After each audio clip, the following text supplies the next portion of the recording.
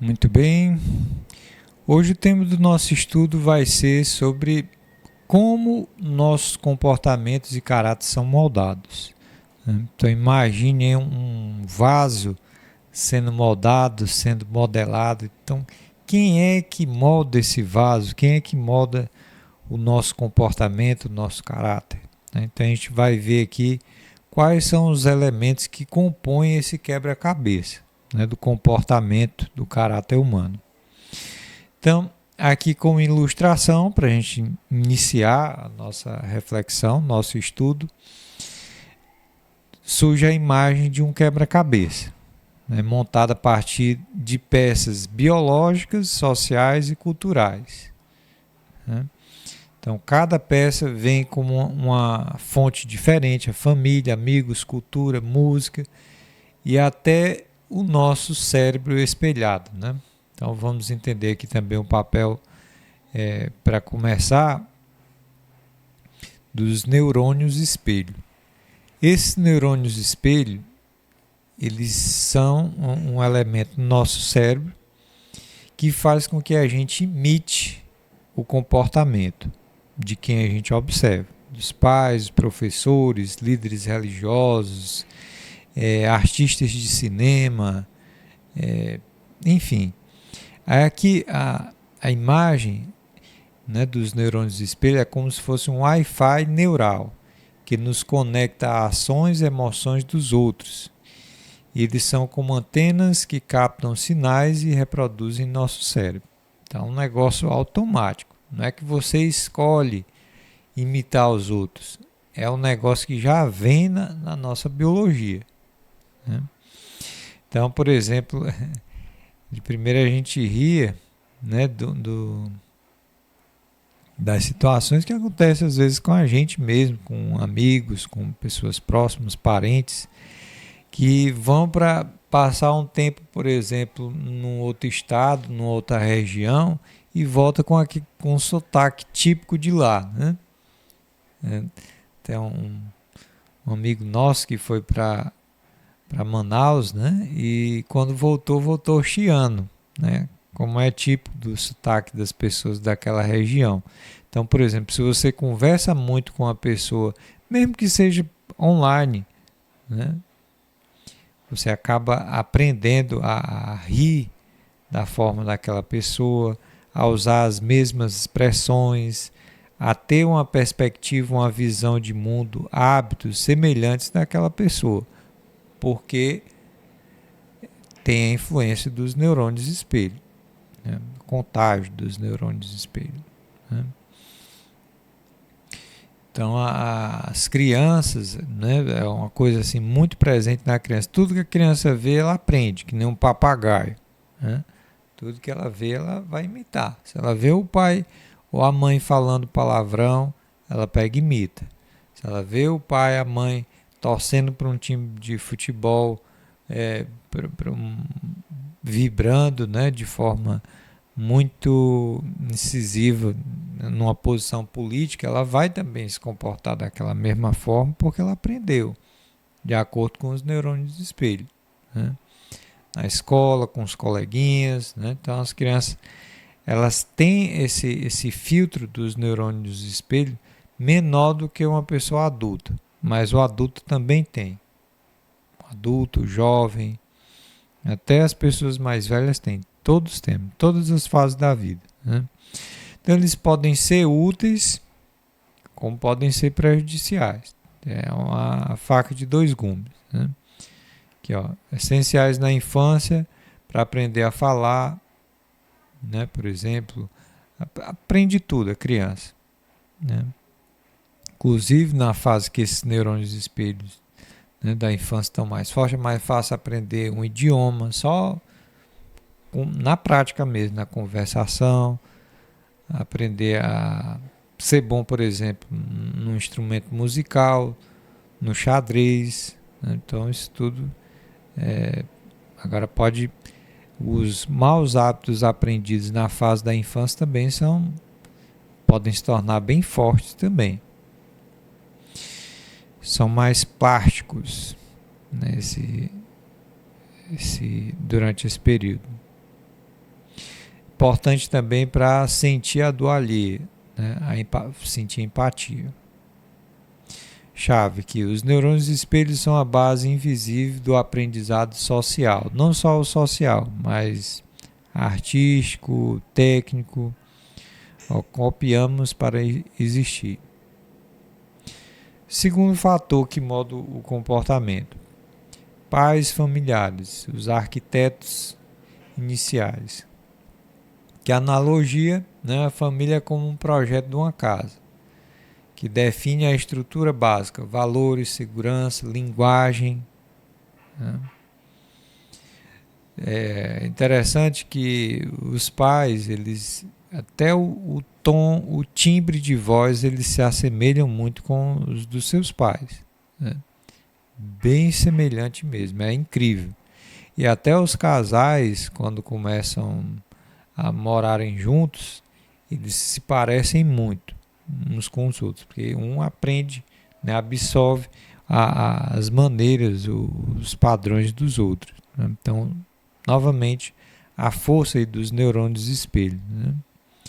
Aqui, exemplo: se os pais valorizam a honestidade, você tende a absorver isso como um alicerce. Ilustração: uma casa com alicerces sólidos, valores familiares e paredes flexíveis, adaptações futuras. É interessante que assistindo aquela série antiga, né, do Smallville, né, As Aventuras de Superboy, o Lex Luthor imita muito o pai dele, né, o Luthor pai. E o Clark imita muito o John, né, que é teimoso, né, em alguns casos. Aqui, amigos e grupos sociais, os decoradores do interior. Então, os alicerces da casa, né, do caráter, do comportamento, são os pais, família, e aqui é a segunda parte: amigos e grupos sociais, os decoradores do interior, né, na analogia da arquitetura da casa. Então, os amigos são como designers que redecoram a casa na adolescência, trazendo novas cores, estilos, gírias, moda, comportamento. Né? Então, se as pessoas se associam com a criança, né? Se o jovem se associa com amigos estudiosos, esforçados, honestos, né? Corajosos, vão absorver bons hábitos, naturalmente. Né? Bons comportamentos. Agora, se envolve com pessoas de má índole, pode até acabar arruinando a educação que recebeu dos pais. Né? A gente vê aí nessa série que ficou bem conhecida, né? Adolescência, o adolescente, né? Mostrando como o filho se corrompe, apesar de ter recebido uma boa criação, bons exemplos em casa. Né? Ok. Nesse caso, para quem é pai, mãe, né, é interessante observar essas mudanças no comportamento do filho. Exemplo: um jovem pode adotar um estilo alternativo para se identificar com o seu grupo. Às vezes, até um estilo agressivo ou até assim controverso, contravessor, né, das leis, para ser aceito num grupo. Isso é um perigo. Né? O jovem, ele realmente ele é uma esponja que muitas vezes, para ser aceito, faz muita burrada, muita besteira. Que é a ilustração: uma sala de estar transformada de clássica para moderna, com pôsteres de banda, roupas coloridas, né? Aquela pessoa para quem se espelhar, né? Então, geralmente os adolescentes, os jovens, eles têm, né, nós já tivemos, né, pôsteres, cartazes, né, assim, para se espelhar, ter um modelo, ter um exemplo, né? Pôster de uma banda preferida, de um esportista, né, de um jogador de futebol ou um jogador de xadrez, né? Se a pessoa gosta, dependendo do esporte, ela vai ter essas referências aí, né? E C, filmes, séries e livros. O espelho distorcido. Analogia: a mídia com um espelho que reflete e distorce a realidade, mostrando modelos idealizados, heróis, vilões, romances perfeitos. Então, aqui é importante que você saiba escolher os filmes, séries e livros que você está consumindo, porque às vezes o protagonista não tem nada a oferecer. Os personagens não têm nada a oferecer. Eu lembro que comecei a assistir aquele House of Cards, né? Achei até interessante pela forma como mostrava os bastidores da política, mas eu percebi que não, aquilo ali não mostra nenhum bom exemplo. Nesse sentido de não, ele vai distorcer os meus parâmetros, os meus padrões. Então eu resolvi abandonar a série antes de terminar a primeira temporada, porque não vi nada de bom nos personagens que apareciam. Ao contrário, só exemplo ruim. Né? Já deu para sentir como é o padrão mesmo do comportamento dos políticos. Né? Aqui, séries como Stranger Things glorificam a amizade, coragem. Aí já tem alguma coisa de interessante. Né? Esses Smallville também, interessante. Tem algo a oferecer, né? Os personagens. Influenciando como o jovem lida com desafios. Interessante. Cada tema de Smallville, né? De uma série que é bem feita, traz um tema específico para você refletir, né? Aquele, eu esqueci o nome, falando sobre socorristas, né? Acho que é 991, acho 911, né, em inglês. Mostrava sempre temas interessantes, relevantes que induziam você a refletir. Tinham personagens inspiradores, né? Então vale a pena muito ver esse tipo de séries, de filmes que inspiram, que tem personagens a oferecer alguma coisa. Né? Agora, a gente tem que ter cuidado porque às vezes as séries elas querem passar algo mais do que uma história, um entretenimento. Querem moldar o nosso comportamento. Né? Então, às vezes tem, junto com o comportamento inspirador, um comportamento também que não é o que a gente quer para a nossa vida. Né? Então tem que se observar com muito cuidado. Né? A gente às vezes vê um Thor corajoso, destemido, valente, mas também impulsivo, né? Autodestrutivo, orgulhoso. Então a gente tem que saber filtrar. Às vezes é isso que a gente precisa. Assim como na religião também, né?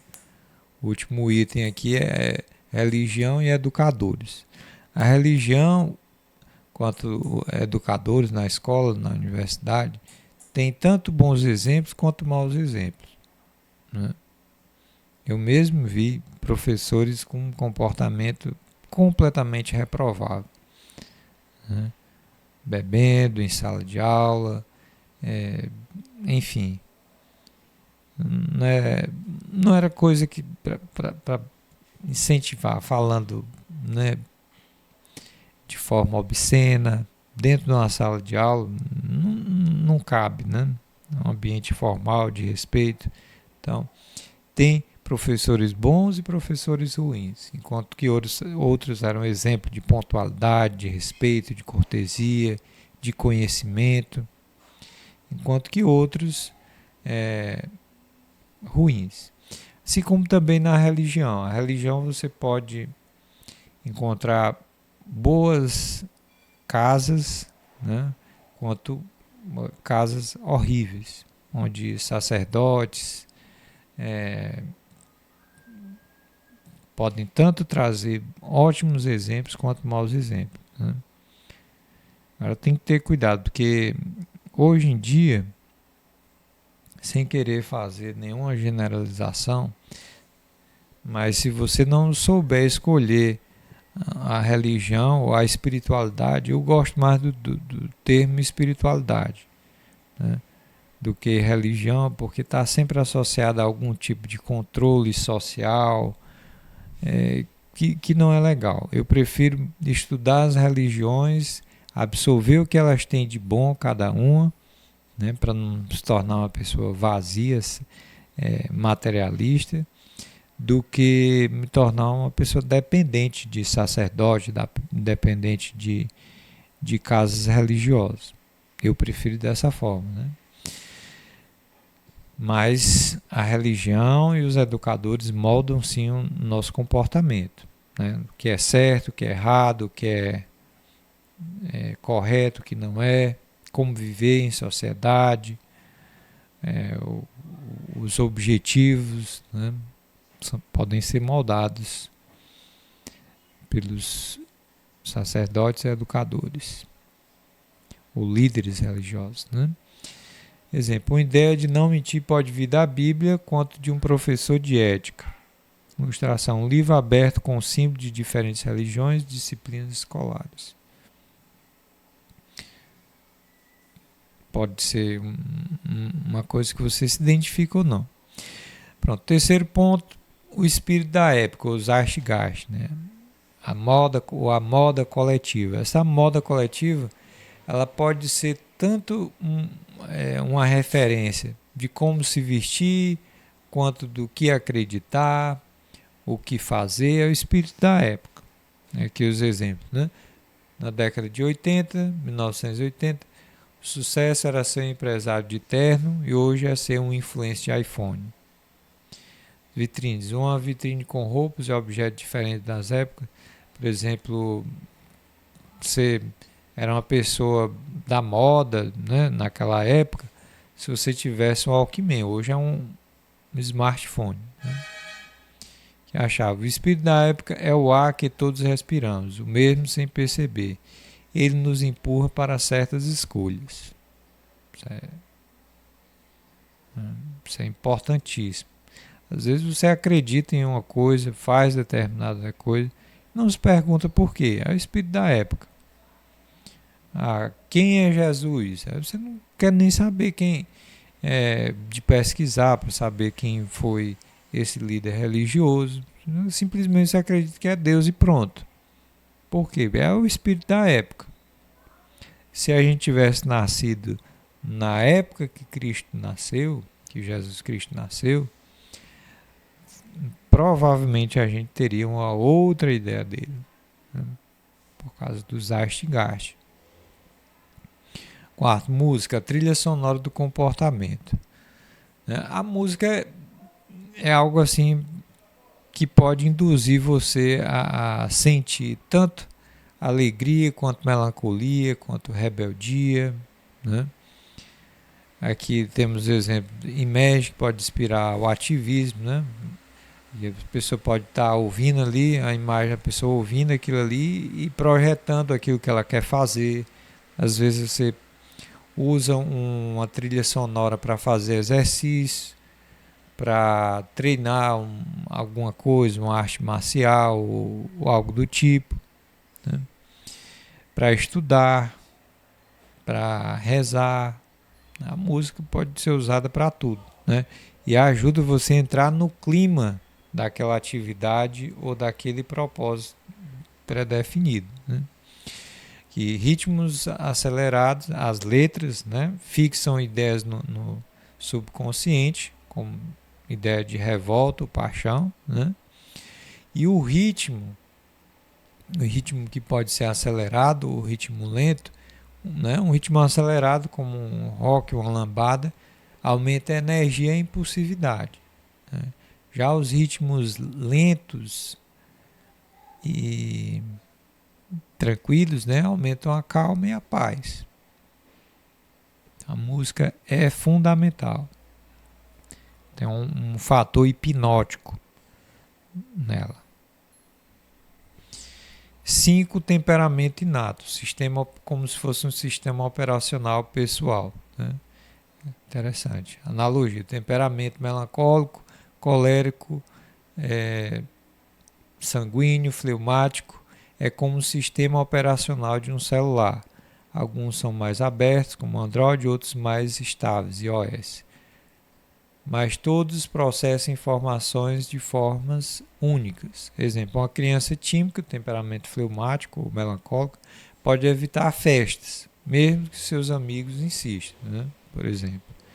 Já uma que é mais sanguínea, por exemplo, que é mais sociável, ela vai achar ruim já se, né, não tiver a oportunidade para frequentar uma festa, um encontro social, né, ver amigos. Então, é como um celular que tem configurações diferentes, né? É importante a gente ter em mente isso daí, porque até nas nossas leituras de astrologia, na escolha da profissão, na identificação do qual o tipo de profissão adequada para cada pessoa, o primeiro ponto a se levar em consideração é esse.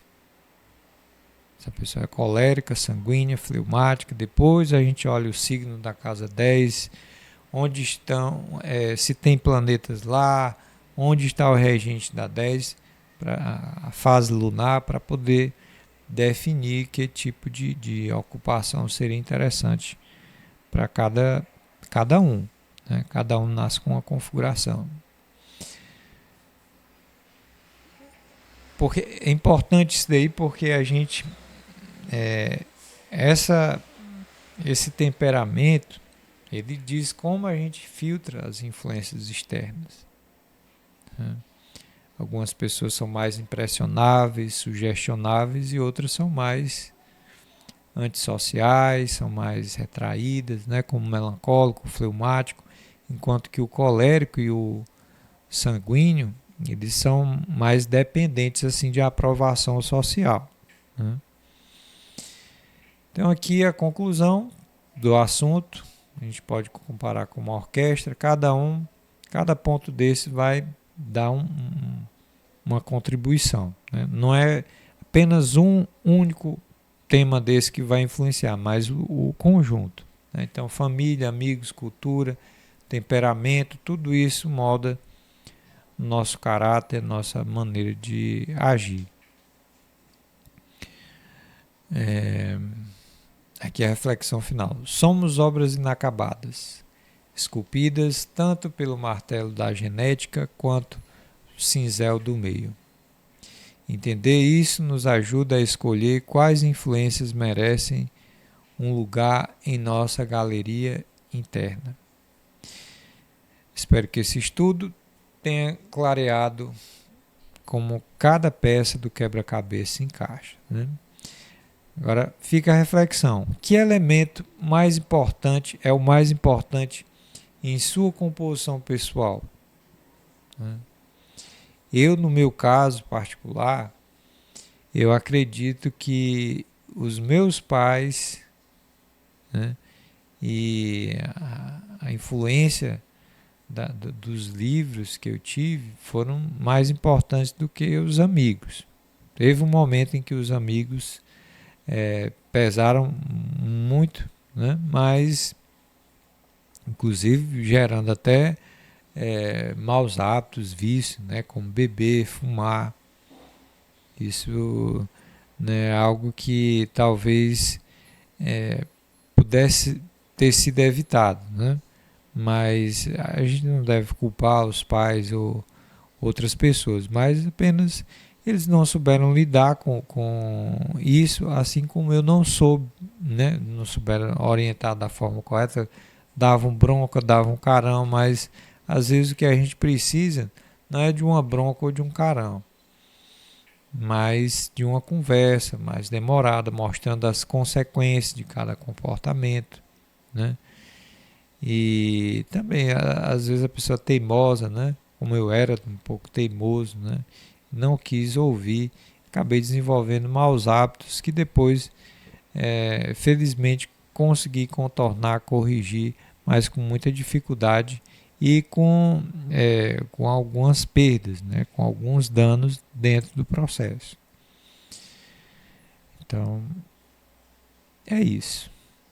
Acho que a gente conseguiu responder aqui como nossos comportamentos e caráter são moldados.